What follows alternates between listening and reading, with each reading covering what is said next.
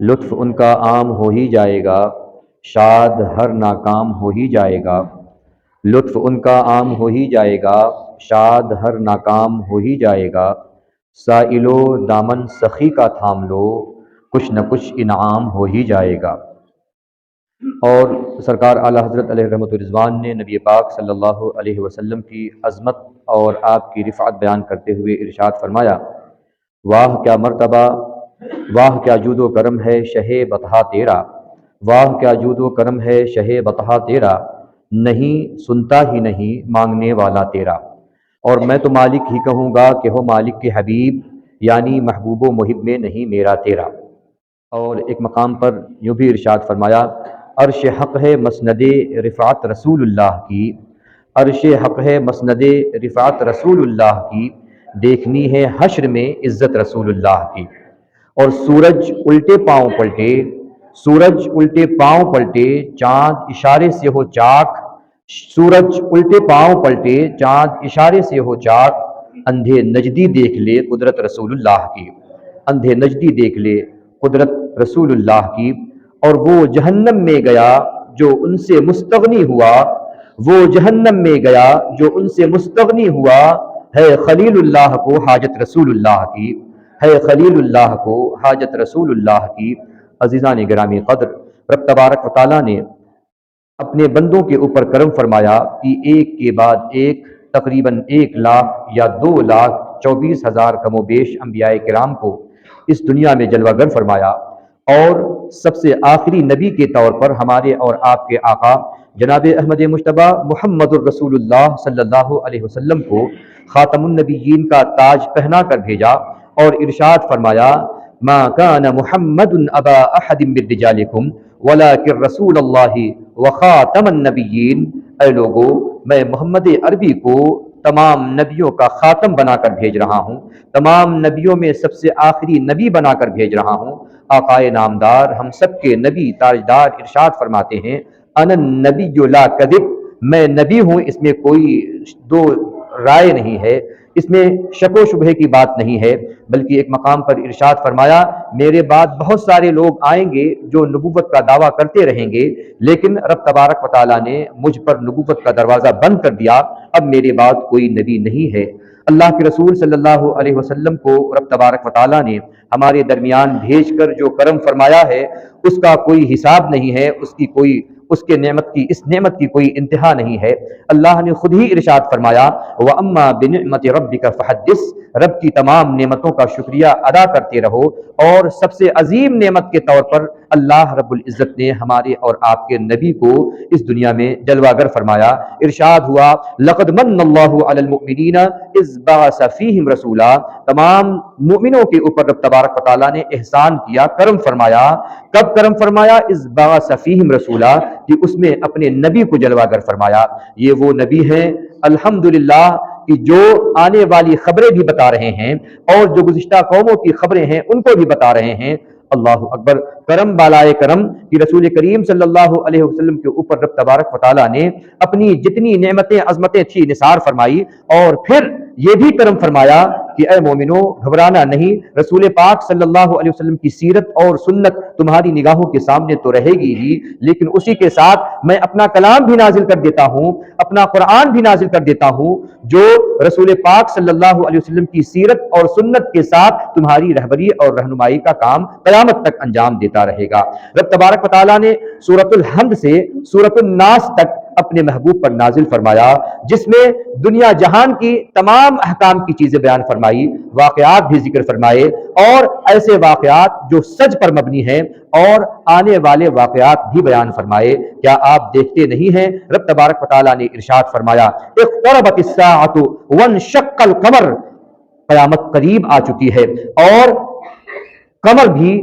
چاند بھی ٹکڑے ہو چکا ہے۔ اللہ اکبر، میرے رسول صلی اللہ علیہ وسلم نے چاند کو ٹکڑے فرمایا، اور جب چاند ٹکڑے ہوئے تو رب تبارک و تعالیٰ کے محبوب نے ارشاد فرمایا، چاند کا ٹکڑا ہو جانا بھی قیامت کی نشانی ہے۔ اور اسی طرح سے رب کے محبوب نے بہت ساری نشانیاں بیان فرمائی، اس میں سے ایک نشانی میں آپ کے سامنے یہ بھی بیان کر دوں۔ رب کے محبوب صلی اللہ علیہ وسلم نے صحابہ کی مجلس میں ارشاد فرمایا، ایک وقت ایسا آئے گا میری امت کے اوپر کہ تمام کے تمام غیر مسلمانوں کے اوپر، میری امت کے اوپر پل پڑیں گے۔ صحابہ کرام نے عرض کیا، یا رسول اللہ، کیا اس وقت مسلمانوں کی تعداد کم ہوگی کہ مسلمان ان کا مقابلہ نہیں کر پائیں گے؟ اللہ کے رسول دانائے غیوب ہم سب کے آقا نے ارشاد فرمایا، اے میرے عزیزو، اے میرے نونہالو، اے میرے صحابہ، سنو، اس وقت مسلمانوں کی تعداد بہت ہوگی، لیکن دو چیز ایسی ہے جو ان کے اندر گھر کر گئی ہوگی، جس کی وجہ سے نہ تو وہ اللہ کی راہ میں لڑنے کا جذبہ رکھیں گے اور نہ ہی وہ دین کی اس طرح سے تبلیغ اور دین کی اس طرح سے اشاعت کریں گے جس طرح سے تم سمجھتے اور کرتے ہو۔ صحابہ نے عرض کیا، حضور وہ کون سی دو چیزیں ہیں؟ آقا نے ارشاد فرمایا، حب الدنیا و کراہیت الموت۔ ہماری قوم کے درمیان بھی، میری امت کے درمیان بھی حب دنیا ہو جائے گی، دنیا سے اتنی چاہت ہو جائے گی،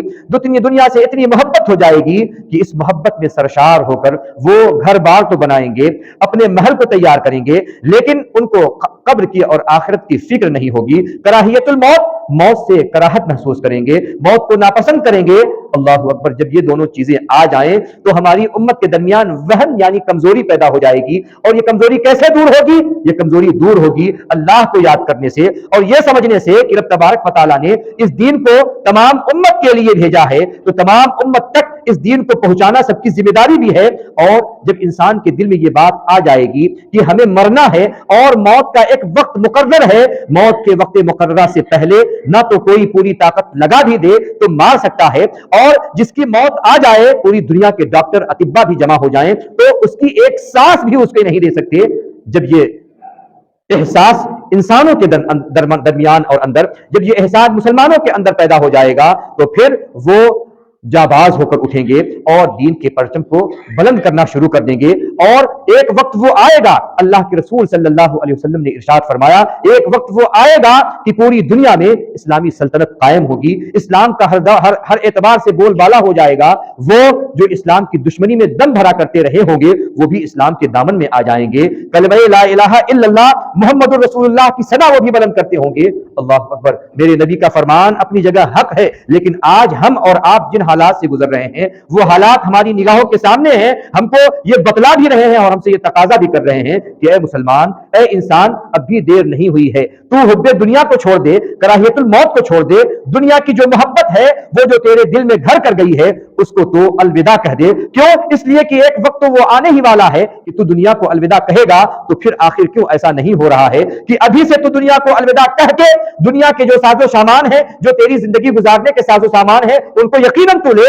لیکن دنیا ہی میں پیلا نہ رہ، خالی یہ چکر نہ لگا کہ کہاں سے پیسہ آئے، کہاں سے دولت آئے، کہاں سے مال آئے، حرام حلال کی تمیز اٹھ جائے۔ ایسا نہیں ہونی چاہیے، ایسا نہیں ہونا چاہیے۔ رب کے محبوب نے ارشاد فرمایا، اے لوگو، تم جتنا کما سکتے ہو حلال کا کماؤ، اور حلال کمانے کے ساتھ جو اس کا حق ہے مسلمان ہونے کی حیثیت سے اس کا حق ادا کرتے رہو۔ قیامت میں جب تم آؤ گے رب تبارک و تعالیٰ تم سے راضی ہوگا اور تم کو سرخرو کر دیا جائے گا، جہاں ہر ایک اپنے عزیزوں سے بھاگتا نظر آئے گا، رب تبارک و تعالیٰ تمہارے اوپر اپنی رحمت کی نگاہ ڈالے گا اور تمہیں جنت کا پروانہ عطا کیا جائے گا۔ اللہ کے رسول صلی اللہ علیہ وسلم پر قرآن نازل ہوتا ہے، قرآن کا ایک مقصد یہ بھی ہے، بہت سارے مقاصد قرآن کے ہیں، اور ان تمام مقاصد کو اگر جمع کیا جائے تو ایمان، اسلام اور احسان، یہ تینوں مقاصد ایسے ہیں کہ پورے قرآن کو آپ کھنگال ڈالیں، مطالعہ کر جائیں، ان تینوں کو اگر مقصد کے طور پر دیکھنا چاہیں تو یہ تینوں مقصد پورے قرآن میں آپ کو نظر آئیں گے۔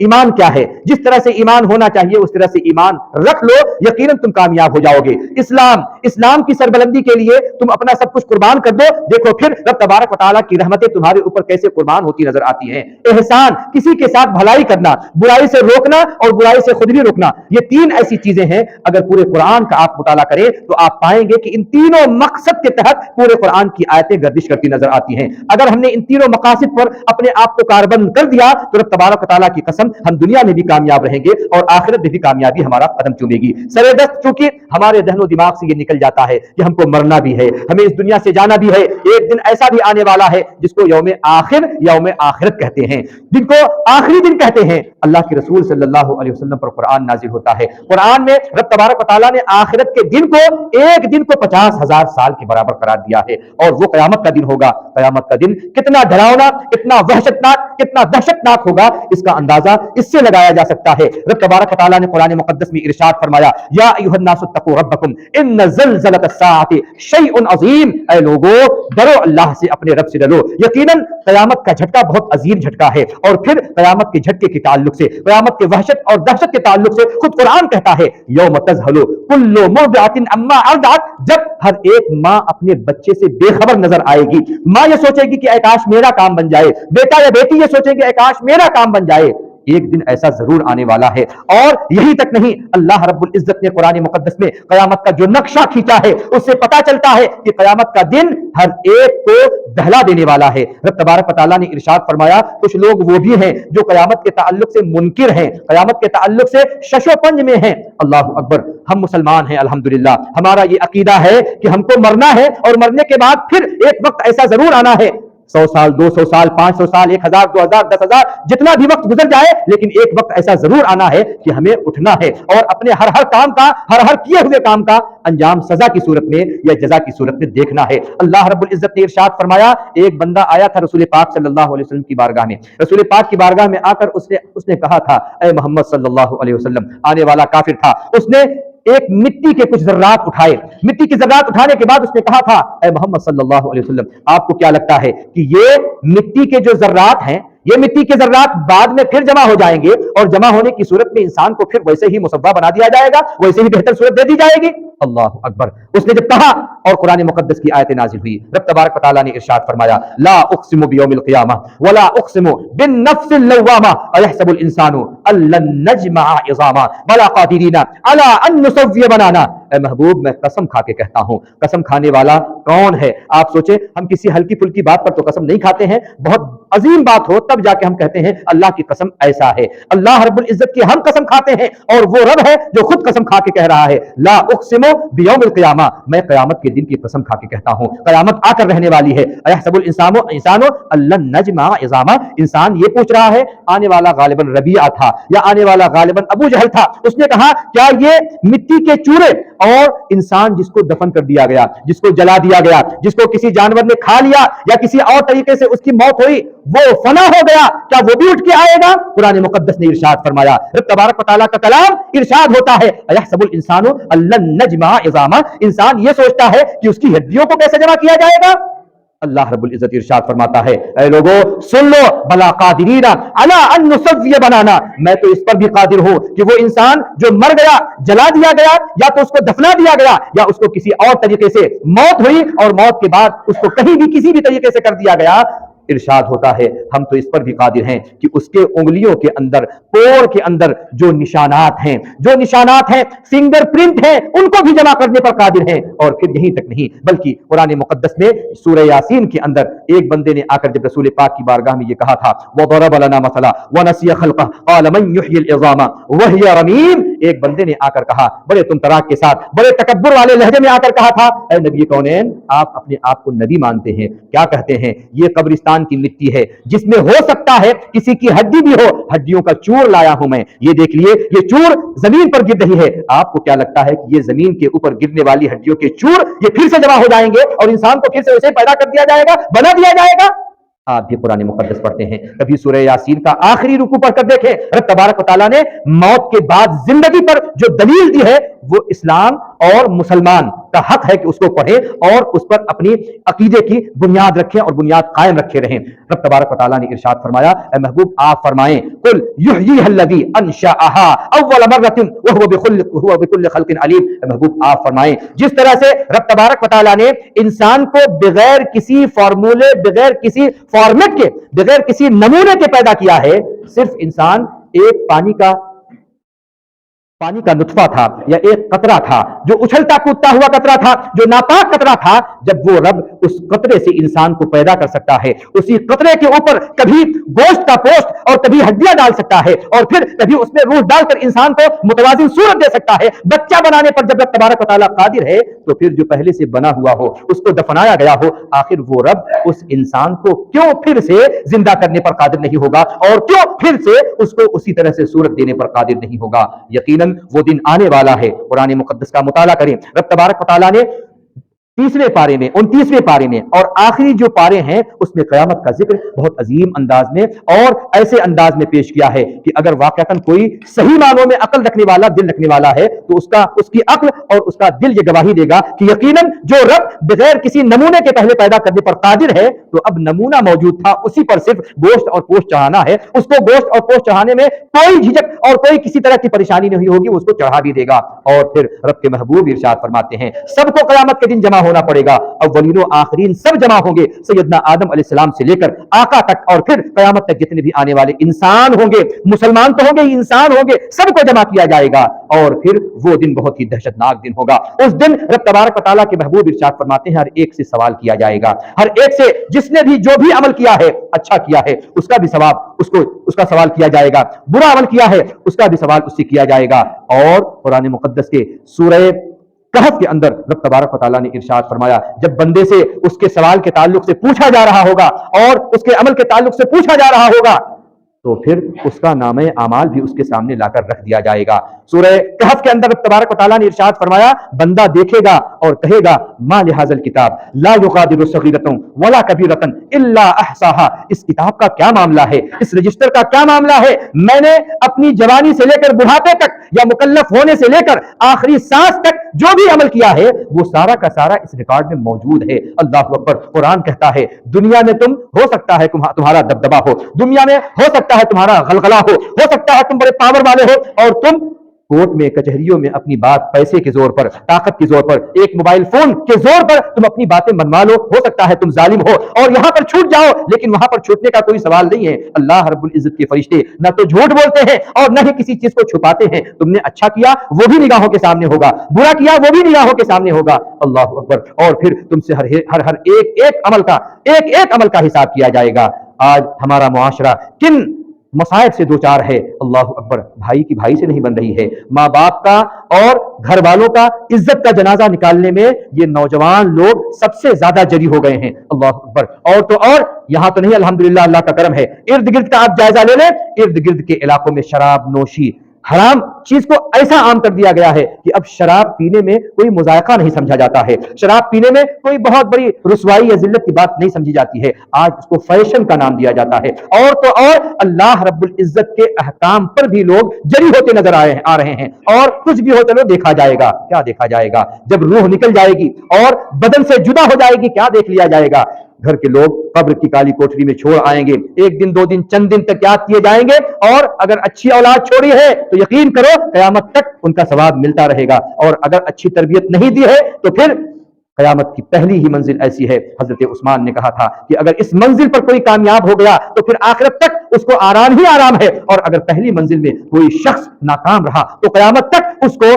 तरह तरह के अजाब में मुब्तला होना पड़ेगा। आप सोचो रब तबारक व तआला के महबूब एक कब्रिस्तान से गुजर रहे थे, सहाबा का जमाना था, आका का जमाना था, आका ने इरशाद फरमाया इन दोनों कब्रों के अंदर अजाब हो रहा है। आप सोचो रसूल पाक का जमाना हो और कब्र के अंदर अजाब हो रहा हो, रसूल पाक देखकर बतलाते हैं इनकी कब्रों में इनके ऊपर अजाब हो रहा है। और यही तक नहीं बल्कि अजाब से छुड़ाने की तरकीब भी आका ने बताई और फरमाया कोई खजूर की टहनी ले आओ। सहाबा इकराम गए, खजूर की टहनी ले आए, मेरे आका ने उसको दो टुकड़े करके दोनों कब्रों पर नस्ब कर दिया और इरशाद फरमाया जब तक ये टहनियां मौजूद रहेंगी, हरी भरी रहेगी, तब तक इनके ऊपर से अजाब उठा लिया जाएगा। आप सोचो टहनियों से अजाब उठाया जा सकता है तो हमारे और आपके बच्चे अगर हमारे और आपके लिए दुआए खैर करें तो यकीनन अजाब उठाया जाएगा और अल्लाह की रहमतें नाजिल होगी। मुझे अल्लामा जलालुद्दीन सुयूती अलैहि रहमतुर रिज़वान की वो एक किताब का एक वाकया याद आता है। उन्होंने लिखा है एक बंदा इंतकाल हुआ, वो कब्र में चला गया, उसके ऊपर अजाब के फरिश्ते आए, अजाब होना शुरू हो गया। 1 या 2 साल के बाद उसके ऊपर से अजाब उठा लिया गया। सहाबा किराम भी इस वाक़े में अपनी शहादत दी है और इरशाद फरमाया गया, फरिश्तों ने पूछा ऐ अल्लाह आज क्या मामला हो गया कि इसके ऊपर से अजाब उठा लिया गया। रब तबारक व तआला ने इरशाद फरमाया जब ये बंदा इंतकाल कर रहा था इसकी बीवी के गोद में इसका बच्चा पल रहा था, आज इसका बच्चा पैदा हुआ, पैदा होने के बाद پیدا ہونے کے بعد چند سالوں کے بعد یہ بچہ مولوی صاحب کے پاس جا کر بسم اللہ الرحمن الرحیم پڑھ رہا ہے. اللہ اکبر, بسم اللہ الرحمن الرحیم پڑھ رہا ہے. رب تبارک و تعالیٰ نے فرمایا جس کا بیٹا بسم اللہ الرحمن الرحیم کہہ رہا ہو, مجھ رب کو رحمان اور رحیم کہہ رہا ہو, مجھے حیا آتی ہے کہ میں اس کے باپ کے اوپر عذاب نازل کروں. آپ سوچو, صرف اور صرف بسم اللہ کہنے کی بنیاد پر عذاب اٹھایا جا سکتا ہے, تو اگر ہم نے اپنے بچوں کو قرآن پڑھایا, قرآن سکھایا, قرآن کی تعلیمات دی, اور وہ ہمارے اور آپ کے لیے دعائیں خیر کرتے رہیں, تو یقیناً یہ عذاب اٹھے گا. لیکن آپ اپنے بچوں کو ایسی تربیت دیں تب, ورنہ اللہ کے رسول صلی اللہ علیہ وسلم نے ارشاد فرمایا قبر میں جانے والا ہر ایک دبایا جاتا ہے. کسی کو اس طرح سے دبایا جاتا ہے جس طرح سے کہ کوئی ماں اپنے بچے کو پیار سے کھینچتے ہوئے دباتی ہے, وہ کوئی نیک بندہ ہوتا ہے. کسی کو اس طرح سے دبایا جاتا ہے کہ جب اس کو دبایا جاتا ہے تو اس کی داہنے طرف کی پسلیاں بائیں طرف, بائیں طرف کی پسلیاں دائیں طرف ہو جاتی ہیں. اے لوگوں, اس وجہ سے مرنے سے پہلے ایسا انتظام ضرور کر لینا کہ تمہارے عزیزوں میں, دوستوں میں, اور اگر تم اولاد والے ہو تو اولاد میں کوئی ایسی اولاد ضرور ہو کہ جب تم مرو تو پھر وہ اللہ کا کلام پڑھتا رہے, تمہارے لیے دعائیں خیر کرتا رہے. اگر دعائیں خیر کرتا رہا تو یقیناً اس کا بدلہ, اس کی جزا تم کو ملتی رہے گی, اور قبر میں بھی تم کو سکون ملتا رہے گا, اور حشر میں بھی رب نے چاہا تو سکون عطا کیا جائے گا. اور قیامت کا مرحلہ بہت عظیم, بہت وحشتناک ہے. رب تبارک و تعالیٰ نے اس کا جو منظر کھینچا ہے سورۃ القاریہ میں, آپ نے پڑھا ہوگا, اسی پر میں اپنی بات ختم کرتا ہوں. سورۃ القاریہ میں کیا کہا گیا؟ القاریہ تو ملقاریہ تو وما ادراک ملقاریہ, تمہیں کیا پتا قیامت کیا ہے, تمہیں کیا معلوم قیامت کیا ہے؟ یوم یکون الناس کالفراش المبثوث, لوگوں کو تم دیکھو گے کہ جس طرح سے پتنگے اڑتے نظر آتے ہیں, اسی طرح سے لوگ پتنگوں کی طرح یہاں وہاں بھاگتے نظر آئیں گے. وتکون الجبال کالعہن المنفوش, اور یہ پہاڑ جو جمے ہوئے ہیں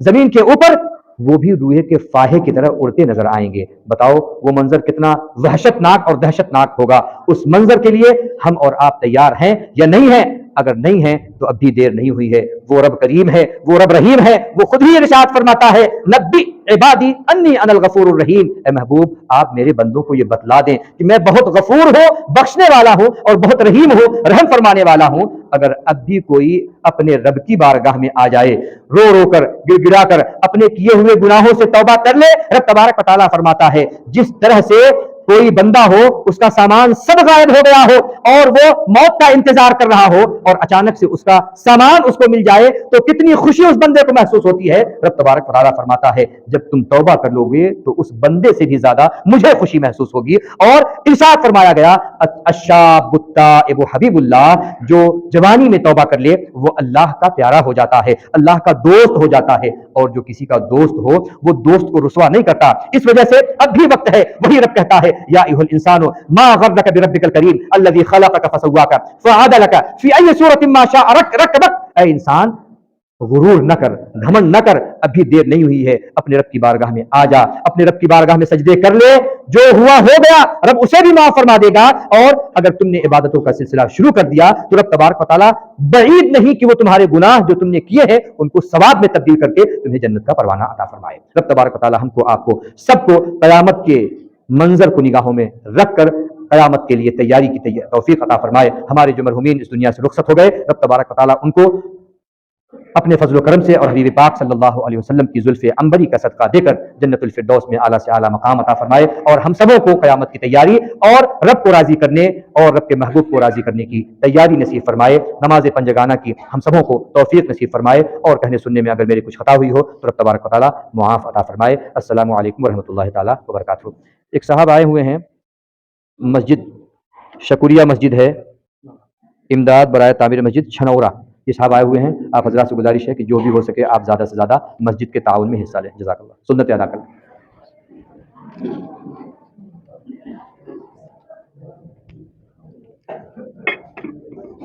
کہ بندے کی ادھر